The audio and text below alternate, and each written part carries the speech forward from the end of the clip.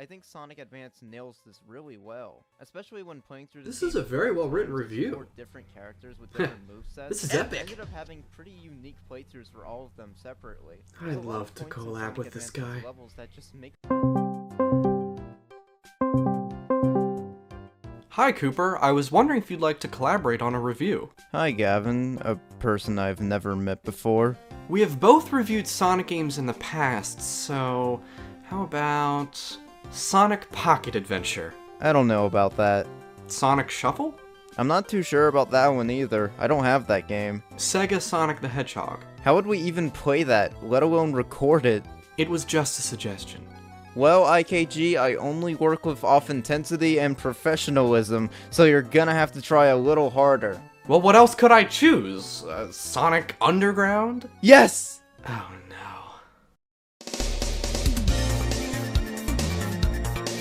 So where do we begin? Back in the mid-90s, Sonic the Hedgehog's popularity grew substantially to where by the time he reached his third game, which was Sonic CD, the franchise received 2 cartoons in September of 1993.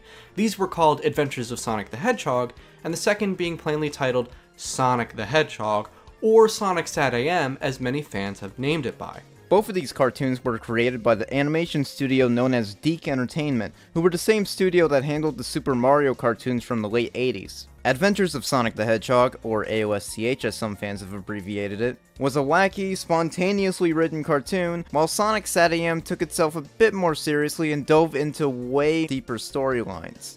AOSCH remained incredibly popular and lasted quite a while, being 3 years, but SatAM only lasted a year since it aired on early Saturday mornings, as the nickname suggests. It's a shame that SatAM was unsuccessful due to its time slot and not because of the show's quality. Exactly, what kid wants to wake up early on a Saturday? Following the Sonic the Hedgehog cartoons, DiC developed their third and what ended up being their final Sonic cartoon in 1998. This resulted in Sonic Underground, which both began and finished airing in 1999. The show's fate is already alarming, given the short lifespan it had. We will have to see what its prevalence is to the show's own quality. The show lasted 40 episodes and ran in a single season. The concept is really unique for the Sonic mythos, as it involves Sonic participating in a band with his siblings. Sonic Underground takes place in an alternate continuity to the Sonic the Hedgehog series, taking place on the planet Mobius, but it has distinct differences from the incarnation seen in Sonic SatAM.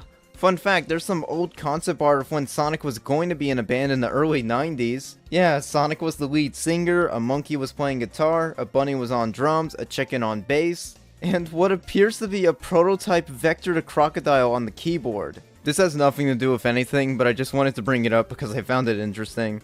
The show was produced with its primary goal of raising awareness for the Sonic the Hedgehog brand, due to the impending release of the Sega Dreamcast and Sonic Adventure. I take issue with this goal of the show's development, as Cooper and I fail to see how Sonic Underground's bizarre concept would correlate to the promotion of Sonic Adventure. Instead of creating a show that was completely unrelated to Sonic Adventure's theming and style, Sega could have hired another company to create a Sonic Adventure cartoon. I'm guessing DiC was the cheaper option. There's no denying that's likely the reason. And this wouldn't be the first or last time they do something like this. Anyways. In addition to AOSTH, I grew up viewing Sonic Underground in almost its entirety back in the early 2010s via DiC's DVD releases. My parents found them for cheap prices at my local Toys R Us, and I was mildly entertained by the show. In all honesty, I wasn't captivated by Sonic Underground, due to its different feel from the Sonic franchise that I was familiar with at the time, that being the adventure era of Sonic games. I don't have any recollection of how I came across Sonic Underground. I wasn't a Sonic fan during the 2000s, but I certainly remember seeing an ad for Sonic Underground on Netflix or something. The most I remember about it was the Sonic Guitar Head logo. That's it. I didn't watch a single episode of the show until I was in my teens during the early 2010s. And that's mainly because a few of my friends who were cartoon aficionados brought it up to me once because they knew I was a Sonic fan. They sent me a few clips of the show, and I laughed so hard I couldn't see straight. and then I proceeded to listen to the theme song for like 3 hours straight. 3 hours? What's wrong with you? So needless to say, I was hooked. A few years later, I tracked down the 2-volume DVDs by Shout Factory and attempted to binge the entire series. Excellent DVDs, by the way. I'm sure they are. Well, I still have my Shout Factory DVDs to this day as well. They even include soundtrack CDs. What?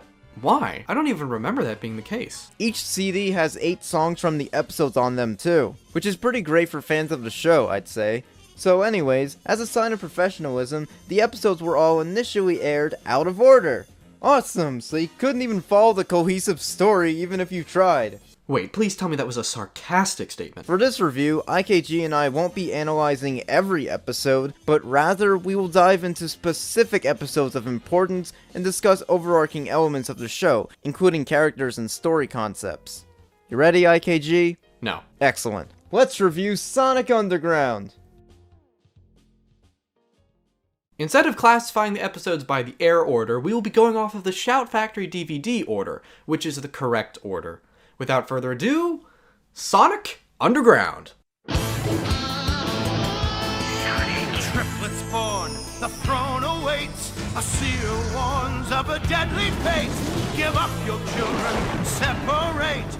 Bide your time, lie in wait. Sonic Underground. Sonic Underground. They made a vow their mother will be found. The children grow, learn what's right. Leaders of the freedom fight. They seek their mother, she knows they do. Is it time if she only knew? Will the prophecy come true? Sonic Underground! Sonic Underground! I long for my children, but I have to wait. To act too soon could seal their fate. They made a vow their mother will be found. Sonic Underground! There's no better place to begin reviewing Sonic Underground than with the pilot episode. This is episode 1, Beginnings. This is a 3-part story called Origins, and it begins with the pilot episode as its first part. The story begins with a mother named Queen Alina, describing the terror that has shrouded the land with the takeover of Dr. Robotnik and his roboticizer, used to transform innocent people into robots, just as it sounds. Alina then goes to the Oracle for help and... just watch. Someday you will reunite with your children to become the Council of Four.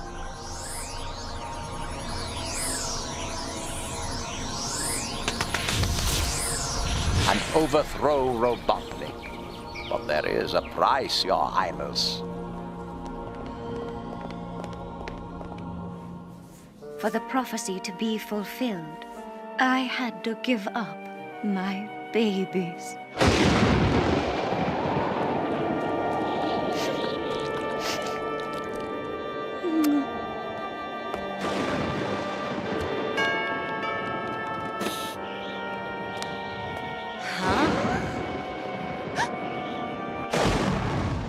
All of this happens in the first 2 minutes. But it doesn't end here. We then go through a montage of Manic, Sonic's brother, Sonia, Sonic's sister, Sonic, interacting with their adoptive parents. During this, all 3 of them conveniently discovered their musical talents that will proceed to help them for the next 39 episodes. Also, get used to seeing their adoptive parents here. It's incredibly brief and we never see them again after this episode. What proceeds is the abduction of Sonic's adoptive parents, immediately after he runs out of the house, and then for the sake of darkness, the SWAT bots burn down his house. Oh my. Like in Star Wars! And then the viewer is introduced to Sonic's uncle, Chuck. If you're wondering why this episode review has mostly been summary so far, it's because the show is going a mile a minute, spending no time on important details, and is providing the most shallow dialogue possible. Am I wrong, Cooper? But GKI, it's Sonic the Hedgehog. We gotta go fast. Yeah, and sacrifice the basis of all writing critique. Yes. Okay, I understand that children don't have the widest and longest of attention spans, but the pacing is ridiculously fast. Alright, still with us? Okay, the pacing is at such a speed that we can't possibly discuss every scene, so moving on. Dr. Robotnik is in this show, And he's evil. Despite what we will find to be mediocre or downright bad writing in the show, doesn't always seem to apply to Robotnik. I don't mind his somewhat generic lines about going after the hedgehogs and fulfilling his plans thanks to the voice actor's delivery and overall stern persona. They took it. If they did, I'll make those rats wish they'd gone down with the ship! Robotnik is going after a group that he keeps referring to as the Resistance. No, not that Resistance! Robotnik also has two other characters helping him in this show, Sleet and Dingo. What memorable side characters, as you'll see. The episode cuts back to Sonic resting on a sofa until he is visited by some slug-looking Yoda person. Cooper, that's the Oracle. What? I mentioned him earlier. Wait, you did? Yes. Oh, okay.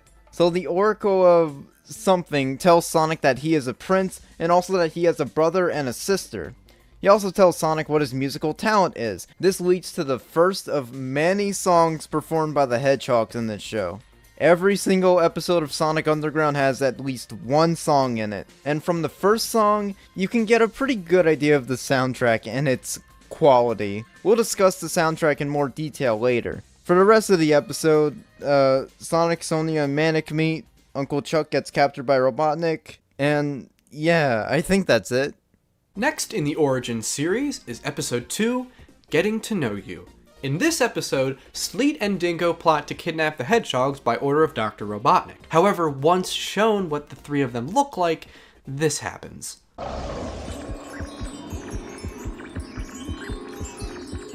What are you doing, you oaf? She's pretty. And you're ugly. Now let's get to work. Are you kidding me? This is pathetic, guys. Something I like about this episode's plot is that the Hedgehogs plan out their mission. The reason being that it provides a framework for the episode to go somewhere, and the writers can track their own progress this way. The goal is to, well, I'm actually not sure. The dialogue is too brief, and even after watching this scene a few times, I cannot understand where Sonic and company are supposed to be headed. Well, they seem to know what they're doing. After all, they have a map to help them. After a SWATbot burns the map and a failed capture by Sleet and Dingo, Sonic, Sonia, and Manic find themselves completely lost. However, thanks to a massive contrivance, Sonia has a photographic memory all of a sudden, so the Hedgehogs will be fine in locating the area without a map. I don't think the writers cared by this point. So Sleet and Dingo find the map and display it to Robotnik. It was on fire 4 minutes ago! So anyways, who's the muscle guy? I don't know. Okay, this is a character sent by the Oracle to help train Sonic and company. This results in Sonic learning that he can run fast, Manic throwing a boomerang really well, and Sonia learning a spin attack. What an important scene. Then the three of them come across a monk that delivers some fairly interesting exposition, but there's not much to dissect. Why is Godzilla here? That reminds me, are we still on the same episode? This all stems from Sonic Underground's ridiculously fast pacing and overload of story beats. Well, what's actually occurring is a test battle against a monster created by the monk. After Sonic and Sonia get captured by it, the monk eliminates the monster, and this happens. Wow, you guys really stood up for me. Well, you saved me more than once, and besides, you are my brother.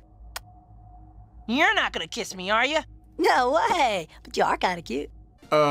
What? Just a little post-production here. There's nothing wrong with Manic saying that. It's just a little weird the way he says it. That's all. What? Moving on, the episode's over. Next in the Origin saga is the third and last part, Harmony or something. That's not a joke, that's the actual title. The episode opens with Robotnik yelling at Sleep and What's-His-Face for failing to capture Sonic and company. Why are they kissing his arm? Why not? The episode cuts back to Sonic and Co. exploring somewhere and showing off their instruments because they can. During a battle with a dragon or whatever, Manic plays a drum beat that causes an avalanche, pretty much dooming the three of them until they're rescued by the monk, who teleports them out of the avalanche. Keeping track? No. Okay, good. There's an element of believable dialogue that follows this. The Hedgehogs fall thanks to a faulty ladder, and what results is an argument between Sonia and Sonic. I find their hostility to be a decent attempt at varying the scene's tone.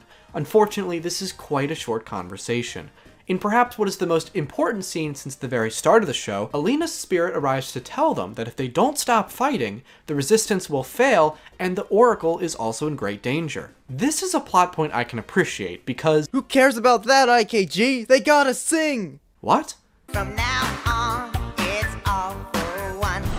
One for all. When any one of us needs the other's help, all they have to do is call. No, stop! Sonic Underground actually contained a great plot point for a moment there. However, I couldn't talk about it because the pacing's too fast. I know I've claimed this flaw about the show many times already, but it cannot be understated. So the end of the episode involves Manic learning to use his drumming ability for the better and stop Sleepyhead and Dingodile from capturing them. Again. The three hedgehogs head back home, and then we see the Oracle appear with Alina, who says that she's proud of them, to which the Oracle says, Through their willingness to help others, they have gained their powers. And so it begins. The end. And that was the 3-part Origin Saga. IKG? Well, the episodes fail to impress on an individual level, first and foremost. This isn't to say that they are outright bad, but even with the perspective that we are reviewing a children's show, there's still a lot left to be desired in terms of pacing. Also, the episodes each struggle to provide detail in character dialogue or plot, while also including too many separate occurring set pieces to make much sense to the viewer. As a saga, it's even worse, unfortunately. How do you feel about the saga as a whole?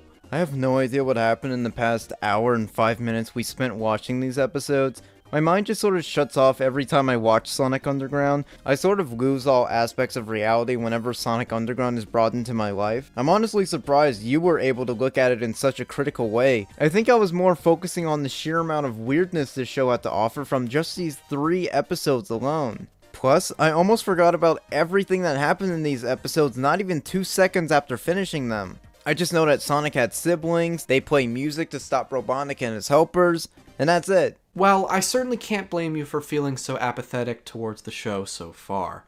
Cooper and I will now discuss other elements of Sonic Underground. Well, you might have been disappointed by the show's animation and cinematography, but there's more depth to be explored. The characters simply lack animations that many would consider acceptable for a time of release. The animators cut corners in places that I would consider fairly obvious to even a younger demographic, such as the blue orbs that surround Sonic's feet when he runs, or the less than stellar effects seen in lasers or fires. The characters look very cheaply designed, and the whole show reeks of a lack of budget. Sonic Underground does have a unique aesthetic to counteract the flaws of its animation, however.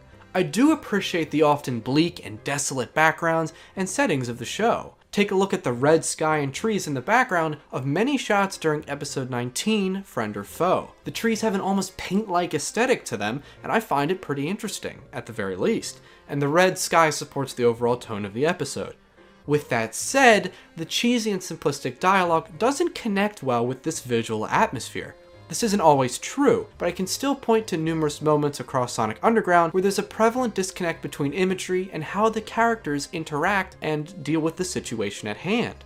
I think my biggest issue with Sonic Underground's animation, as IKG pointed out, is that it's cheap. Lots of cut corners, lots of moments where the characters just look off-model, and this just comes off feeling really cheap. I think if anything, this show has been a good place for finding bad animation GIFs online. I have a folder dedicated to them actually, and they're hilarious. Seriously, this show is a goldmine for the habit of pausing the video and admiring whatever's occurring on screen. The voice acting fares better than the animation, but it's nothing all that special. The guy voicing Robotnik is entertaining. He's probably the best actor in the show. The side characters are all kind of forgettable and just have overall bland voices. Then there's Sonic, Manic, and Sonia, who were all voiced by Jaleel White, the talent himself. Jaleel White is an amazing actor and voice actor, but I think his Sonic voice is kinda He's fine as Sonic. His Manic voice is pretty humorous. I think the voice fits his overall look and personality. But who in their right mind thought it would be a good idea to have Jaleel voice Sonia too? His voice for Sonia is so weird to listen to, but I honestly think it adds more to the hilariously bad side of this show. I guess they were cutting corners on the voice acting as well. Glad to know Deke's professional practices worked out in the end. Oh wait.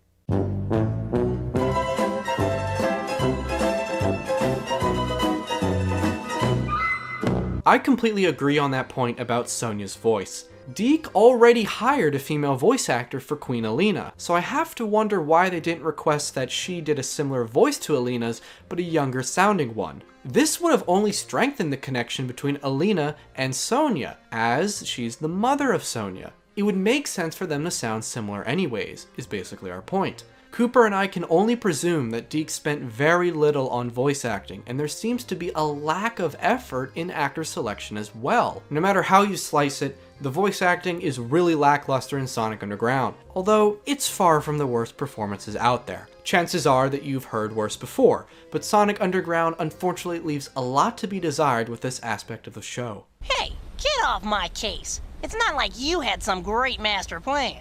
Oh yeah, Emerald Green. Maybe Butnick's gotten his hands on a Chaos Emerald. This is the dreaded floating island? Ooh, I'm scared. Now, but I can't leave. Not without my match luggage and some new clothes and... Sorry, this is what you get. Does it come in purple? Sonic? Manic? Where are you? Yo, problemo, Sibs. How do we contain the Chaos Emerald without Knuckles? He's got the canister. Guess I overdid it with the fire extinguishers, huh? You never know until you try. Explosives! The factory's going to blow! Lift off! Military speed! You fell for it. Oh, this is rich. We will be off the island faster than you can say Sonic the Hedgehog. To paraphrase what was said before, Sonic Underground was the last Sonic cartoon to take place in an era defined by the classic Sonic games. One could argue that Sonic, in particular, acts as a transition between his classic and adventure character traits in this show. It's hard to define the transition, but I can certainly see where people are coming from on this point. Sonic is adventurous, occasionally arrogant, and even a little witty. Sonia is the one who keeps the other hedgehogs focused. At other times, she's too emotionally involved to deliver on important tasks at hand. So far, the characters in the show are absolute shells of what writing characters should encompass, and my descriptions for Sonic and Sonia display this pretty well. In the show's defense, however, it doesn't get much worse. Yes, almost every character's quality is consistent. Manic and Robotnik are very interesting characters. Robotnik scenes are usually major highlights in episodes because they just consist of him snapping at Sleek and Dingo all the time. Again, Robotnik's voice actor just makes these scenes fun to watch. It never fails to entertain. Manic is probably my favorite out of the three heroes. He's so 90s and hip. Those spikes on his head say everything about his character just by looking at him. And that surfer voice that Jalil gives him seriously fits. Manic isn't awful at all. He's very much a product of his time in this show. He's a diamond in the rough, in my opinion. The writing team for Sonic Underground actually consisted of a few writers from SatAM, which could probably explain the more darker themes we see every now and then. Underground's use of darker themes range from the giving away of Alina's children, the apocalyptic atmosphere, and occasional visual detail, such as the burning of Sonic's home in the pilot episode. I kind of feel like maybe they wanted this to be the successor to Sonic SatAM, but with both the concept and the tone being altered, they kinda had no choice but to write a ton of just shoddy cartoon episodes. I can't imagine how unmotivating it must have been being forced to write for a show that you have no passion for. My thoughts exactly. Okay, on to the soundtrack. IKG, you can do this part. Alright, well first and foremost, every episode's musical number was written by Mike Piccirillo and performed by Piccirillo and Bamabia and were sung by different singers depending on the character. Sonic's singing voice was performed by Sam Vincent, Sonia's singing voice was performed by Luis Valance, and Manic's singing voice was performed by Tylee Ross. This may seem nitpicky, but considering music is my background, I have some qualms with the musical numbers. For one, the singers have very mediocre performances. There's a lack of display of any technique at all, and everyone sounds very one-note to me. Here's an example for evidential support. Do you take a brand new road or the one you've always known? Am I getting through? Listen to your heart, girl. Listen to your heart, girl. Listen to your heart, girl. 'Cause the heart's not gonna lie to you. Listen to your heart, girl. Listen to your heart, girl. And I know you'll always be. I like to be the one that everyone says, look at him go. He makes the drums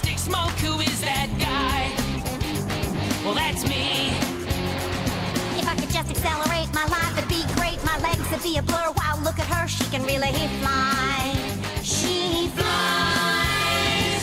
I wish I could go faster. I really wish I was the fastest. When tomorrow comes, we'll be walking in the sun. Na, na, na, na, na, na, na. Oh, when tomorrow comes, we got nothing but fun. Na, na, na, na, na, na, na, na.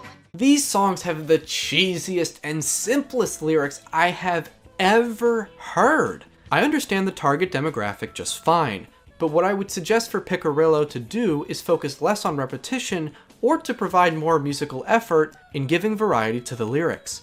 Each song's title gives away most of the lyrics, it seems, which further displays the lack of engaging songwriting here. Fun fact, by the way, Sam Vincent, who's Sonic's singing voice, was also famously the voice of Double D in Ed, Edd n Eddy. So yeah, when Sonic sings in the show, it's actually Double D singing.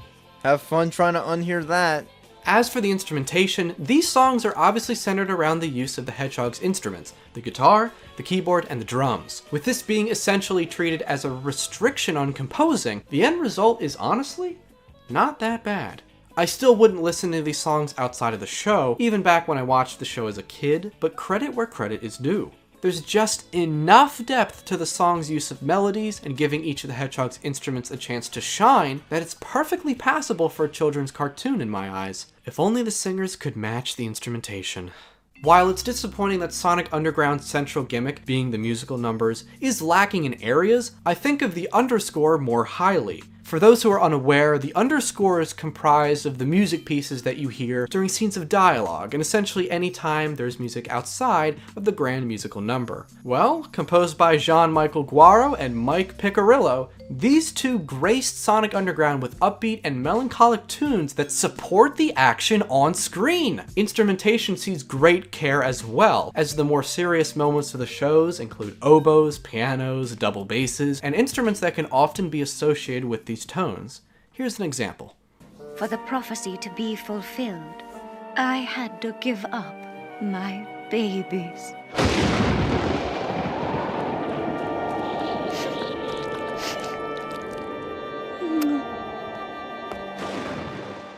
Best of all, the composition of these pieces actually contain melodic moments where the music actually goes somewhere. I'm genuinely surprised that Sonic Underground, of all shows, has an underscore with this much effort poured into it. While I personally found a lot of the background music forgettable and bland, I will say, when Sonic and Company burst out their instruments, it's never boring to listen to.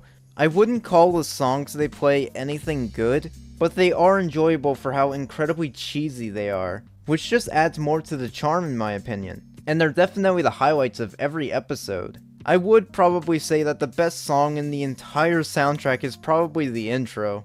It's corny like the rest of the songs, but it also just gets me pumped up whenever an episode starts. I'd recommend tracking down the old Shout Factory DVDs that came with their own soundtrack CDs, Sonic Underground The Greatest Hits, and The Greatest Hits Volume 2. Shout Factory's always been great with providing special features for their home media releases, and these box sets don't disappoint. Each CD comes with 8 songs on them, so that's a good 16 songs taken from the show. I do kinda wish they had more on them, especially since these songs are all just over a minute long, and Shout Factory probably could've just released the entire show's discography across both discs, but you take what you can get. And now it's time to return to specific episodes of Sonic Underground. You'll see why Cooper and I chose to review this episode soon enough.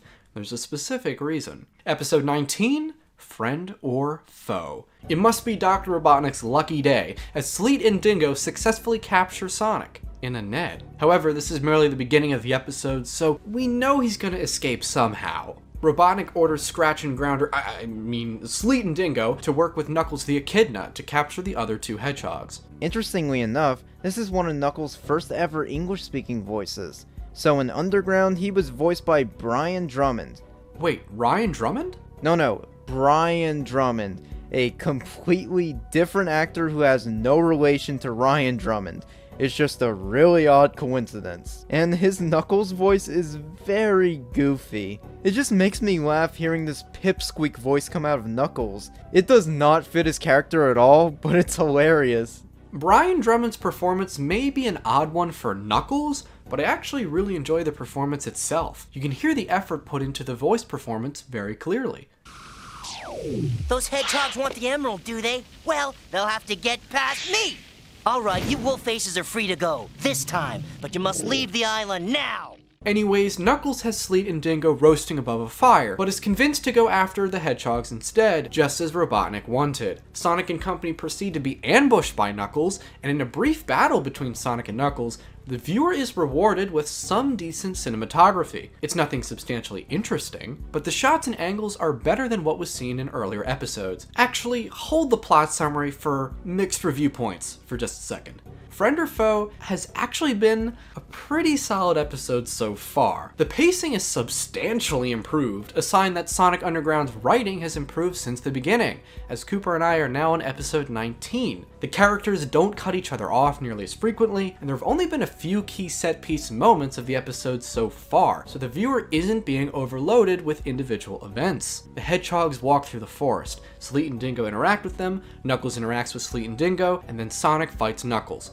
Nothing too quick, nothing too brief. I can't stress enough how much better this episode is already, and in fact, I'm unironically enjoying this one. The animation is still hilariously poor, but the plot and dialogue is much improved. At this point, there's an A plot and a B plot. The A plot sees the continued presence of Knuckles, while the B plot follows Robotnik's henchmen in a crystal cave. Manic and Sonia befriend this bio-lizard looking creature, meanwhile Sonic is fighting Knuckles again. I like the idea that they basically worked in Knuckles' gullibility from Sonic 3K into this. Mainly how he's very easily tricked by Beep and whoever for thinking Sonic and Co are thieves. That's a cool callback, even though the episode kinda becomes predictable with how you know that Knuckles ends up teaming up with the three hedgehogs at the end to help fight off Robotnik's robots. The episode ends with Knuckles telling Sonic, Sonia, and Manic that he actually knew Alina when he was younger and shows them a message she left on a tree for them. Then the episode ends with the group putting their hands together in a pretty decent looking shot.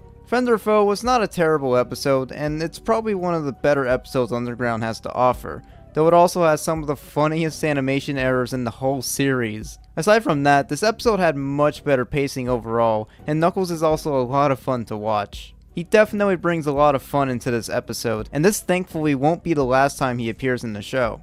And this leads us to the next set of episodes we'll be reviewing. It's another three-parter, in fact, which is called... No, IKG, wait! There's an episode before this that I want to bring up called 3 Hedgehogs and a Baby. Oh, what is it about? Nothing, I just wanted to play this clip from it.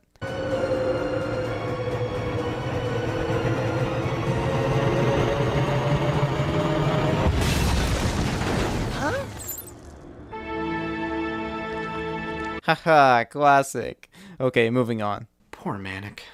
Oh, by the way, the episode immediately after that one is Doomsday, which features a character in it called If You Can. Yep, that's his official name.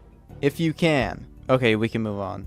The next saga of episodes is what we'll be reviewing next, categorized under the banner of Chaos Emerald Crisis, with the first episode being episode 28, Flying Fortress. This episode is a very relaxed and cozy start to it, which I find to be refreshing for the show. Sonia is relaxing on the beach. Wait, is that Sonia's feet? What the heck? While Sonic plays frisbee with himself. Well, when you can run that fast, I suppose that does open up a lot of opportunities for fun. Meanwhile, Manic is digging in the sand. Robotnik launches a devastating attack out of nowhere via a massive robotic fortress and nearly destroys the hedgehogs. Robotnik proceeds to humiliate Sleet and Dingo right in front of them, which is pretty entertaining thanks to the witty writing found here. Next is a surprise attack on the hedgehogs once again. I really like how the hedgehogs use their instruments as weapons against the robotic structure. Seeing Sonia use her keyboard as a firearm is just charming in a weird sense.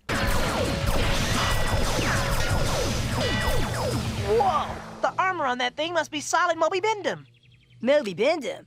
That weighs a ton. Wait, what did he just call that? This show can be pretty stupid sometimes. Can I just say it's really odd seeing Sonia in a bikini, and she's in this outfit for half the episode, even during some of the more action-packed scenes. After defeating Robotnik's robots again, the three realize Robotnik might have a Chaos Emerald on him powering his machines, so they decide to head off to see someone who knows the Emerald super well. This leads them to Knuckles. Also, Sonia's back in her regular uniform, thank God. The three tell Knuckles that Robotnik might have another Chaos Emerald, but Knuckles says he can't leave the island to help them because he has to protect the people. What people? He's the only one we've seen on this island so far. However, Sonic and Co decide to motivate Knuckles to change his mind by singing. Of course, what else would they do? Later on, Knuckles is working on a plane for the group to use later, and then he's visited by the ghost of his grandpa. What? So Knuckles' grandpa says, Wait, another interruption by one of us, but can we all take a moment to laugh at this atrocious animation of Knuckles' grandfather being summoned? Frame by frame.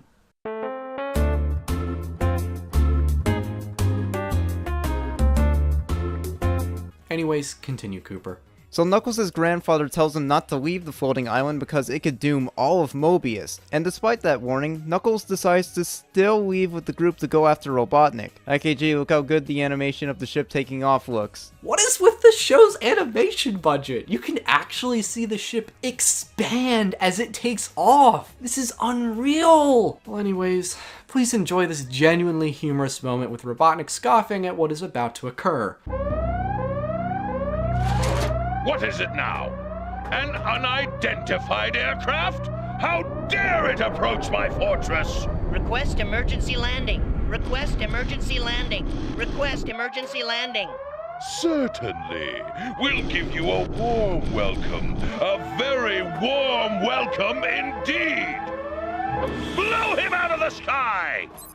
Ah, see, Robotnik at it again. The Hedgehogs plus Knuckles succeed in entering the fortress thanks to Knuckles' digging skills. However, the Hedgehogs fail to retrieve the Chaos Emerald, and as a plot twist reveals, Sleet and Dingo were the ones who stole the Emerald, completely turning against Dr. Robotnik for the time being. Well, that marks the end of part 1 in the Chaos Emerald Crisis, and I have to say, this was a perfectly fine episode from a writing and story perspective. Knuckles felt like a worthwhile inclusion, as his backstory adds weight to his decision to help Sonic and his siblings go after Robotnik. Also, the juxtaposition, if you will, from the warm opening to the very cold ending, is something that takes the episode to new heights. Did you just make a pun about altitude? No. So Cooper, let's dive right into part 2, episode 29, No Hedgehog is an Island. The episode wastes no time by opening with the destruction of Dr. Robotnik's fortress, and the viewer watches him struggle to escape. Well, after he stumbles around for a bit, this episode picks up speed very quickly. Sonic and Co are also trying to escape because the area they're in is being flooded by some of the worst animation for water I've ever seen in a cartoon. Seriously, the water here looks awful when in motion. It even pauses for a brief second and then just continues on as if nothing happened.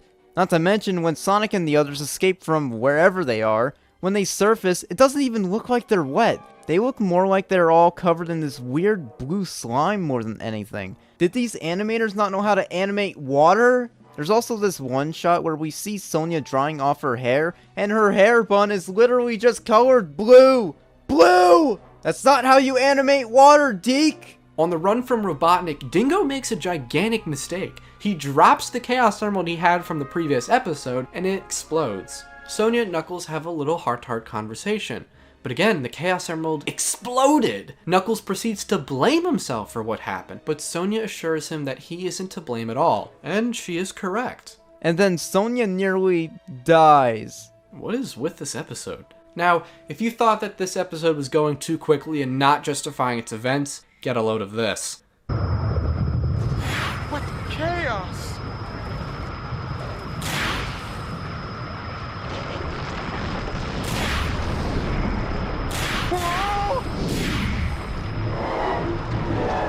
You cannot explain what is happening here. You just can't. Well, the purpose of this scene from a writing standpoint is to show how the destruction of the Chaos Emerald is causing a crisis, if you will. These are the effects of it being destroyed. I understand that. But it feels contrived to have thorns appear and trees flying around, you know, be the effect. It's a little too silly for me, personally.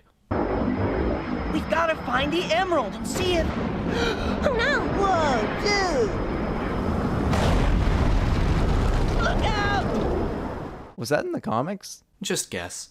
As the Hedgehogs plus Knuckles proceed to visit Knuckles' grandfather, there's a touch of forced comedy thrown in, with Manic extremely exhausted from walking up the trail. It's nothing to harp on, but I digress. Big plot contrivance incoming. The grandfather has a canister that can restore broken Chaos Emeralds, even though when going by his surprise to the fact that an emerald has been broken, the viewer would suspect otherwise. This is simply a lazy form of writing, and it shouldn't be excused no matter the target audience. The episode concludes with Knuckles requesting to meet Dr. Robotnik. In all honesty, No Hedgehog is an Island has many redeeming aspects to it. For one, the concept of a Chaos Emerald breaking, from the destruction of nature to the threatening tornado of Chaos Emerald energy. The writers did take advantage of this concept. However, as IKG pointed out, there are many blatant contrivances and scenes that basically waste time, such as the moment where Sonia nearly falls to her death.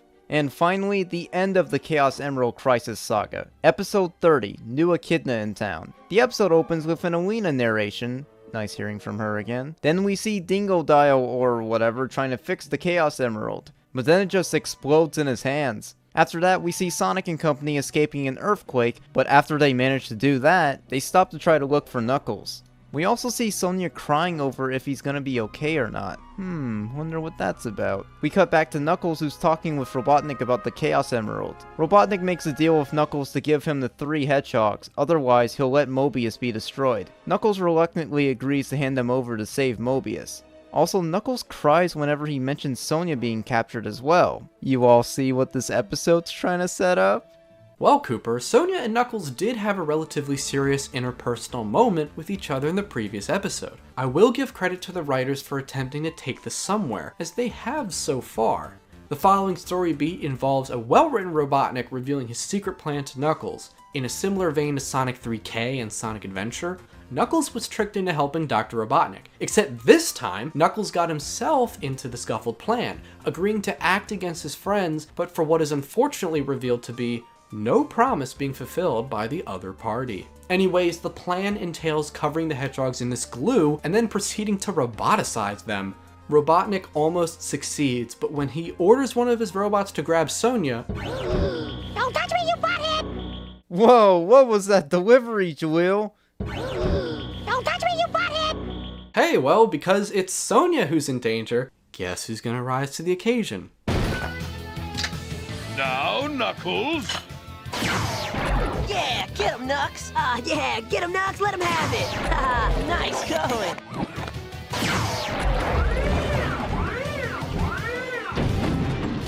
As for what happens next, Cooper, can you explain what's happening to Dingo? Because I have no words to articulate this. Wait, IKG, Sleet's gonna say the line. You traitor! I'll deal with you later. Yay, that rhymes. Anyways, I have no idea what's going on. So Sleep turns Dingodile into a box using a remote, just roll with it, and places the Chaos Emerald shards inside of Dingodile, and this happens.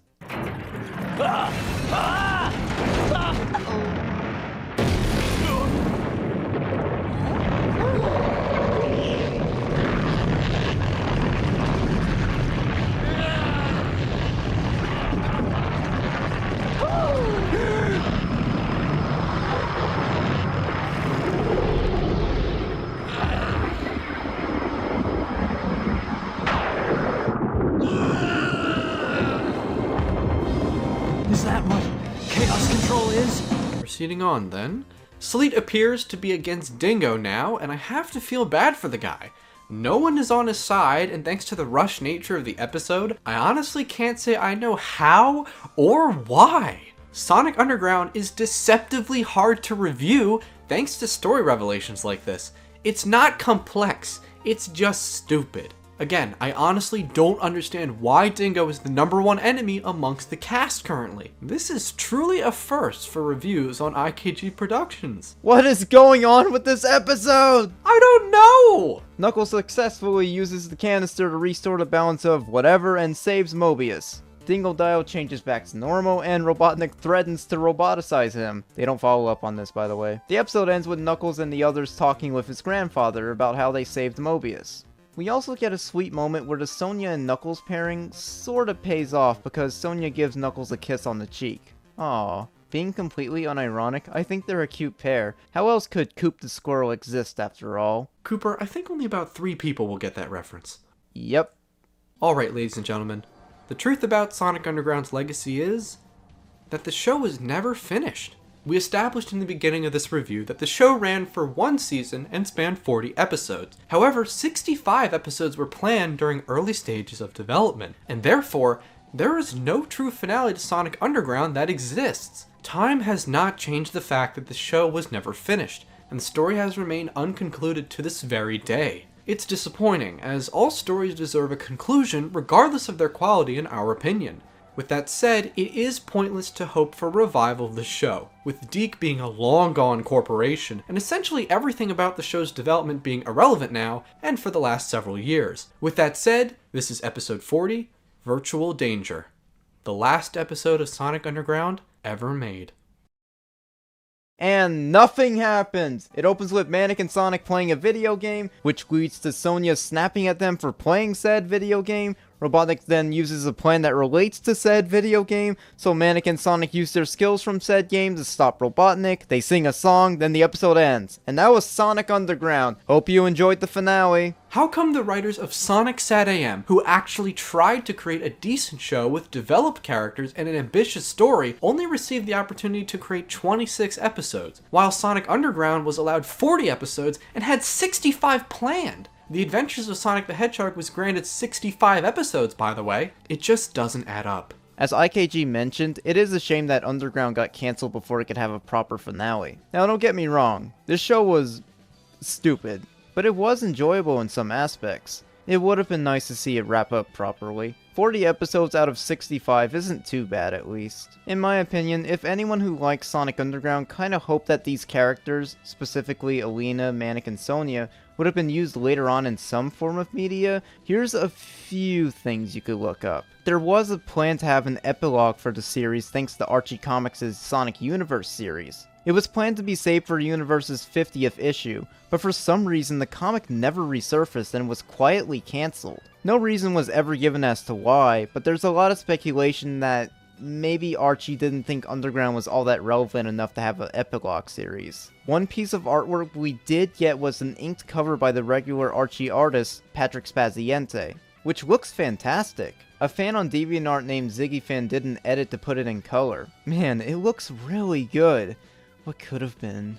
Even though that comic never got to happen, there is one other series I'd like to mention. Sonia, Manic, and Alina became 3 main characters in the annual Sonic fan series, Christmas with Sonic, a series created by Stephen Page and Rhianna Dorsey from Bellina Productions. I absolutely love this series, and I watch it every Christmas almost traditionally. It's full of a lot of heart and wit, plus the voice acting all around is pretty great. A highlight for me is Alexander Desplat as Silver the Hedgehog. I just can't hate this character when he's on screen. He's the best. Maybe if Eggman walked it off, he wouldn't be in a pickle right now. What? Was that a fat joke?